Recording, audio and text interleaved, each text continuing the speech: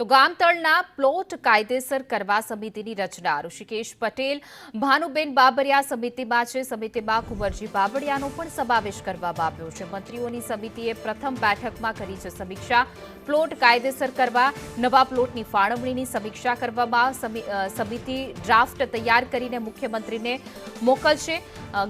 ગામતળના plot સંદર્ભે તબક્કાવાર થશે બેઠક.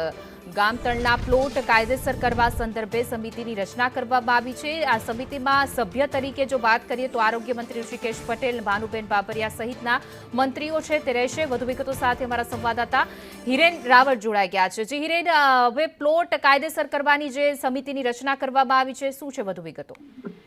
રાજ્યના સિનિયર મંત્રી ઋષિકેશ પટેલની અધ્યક્ષતામાં આ કમિટી બનાવવામાં આવી છે, જેમાં રાજ્ય સરકારના કેબિનેટ મંત્રીઓ ભાનુબેન બાબરિયા, કુંવરજી બાવળિયા સહિતના 6 થી 7 મંત્રીઓનો આની અંદર સમાવેશ છે. અને ખાસ ગ્રામ્ય સ્તરે જે ગામતળની જમીનો છે કે જે પંચાયત હસ્તકની હોય છે, એ ગામતળની જમીનો અને ગામતળના પ્લોટ જે તે વ્યક્તિને એટલે કે માલિકી હક આપી શકાય એ હેતુથી આ કમિટી બનાવવામાં આવી છે. આ કમિટીએ આજે પહેલી બેઠક મળી હતી.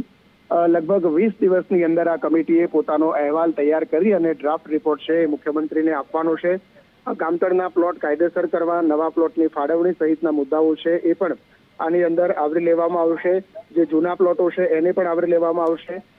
ગ્રામ્ય વિસ્તારમાં આ પ્રયોગ સક્સેસફુલ જાય તો શહેરી વિસ્તારમાં પણ અમલીકરણ કરવું કે કેમ તેની પણ ચર્ચા સરકાર કરશે. જી હિરેન, સમગ્ર માહિતી આપવા બદલ આપનો આભાર.